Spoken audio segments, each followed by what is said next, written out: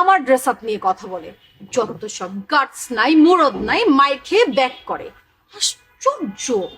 আমার মতো মেয়ে যে তোমার লাইফে আছে এটাই তো অনেক। আই তাকাও, তুমি তুমি ইয়া করছো, অর্ডার করছো, খাবার অর্ডার করছো? খাবার কেন অর্ডার করো নাই? তুমি জানো না যে আমি আসবো? তুমি যে এতক্ষণে খাবার অর্ডার করতে 20 মিনিটস কি সেভ হতো না? আশ্চর্য!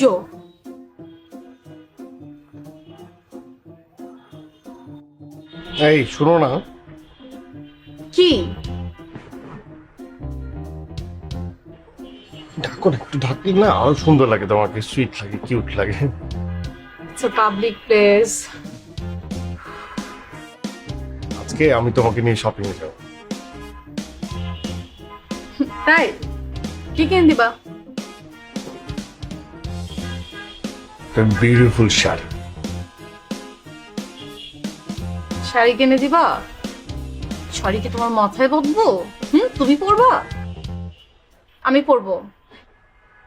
কেন আমি শাড়ি পরতে চাই না? কারণ শাড়িতে তো পেট বের হয়ে থাকে। পেট বের করা শাড়ি পরা কি ঠিক হবে বলো? তাহলে এখনই পেট বের করে না না না না, থাক থাক থাক, শাড়ি পরতে হবে না, শাড়ি না, থাক থাক, শাড়ি না। বলো তাহলে কি কিনে দেবো বলো।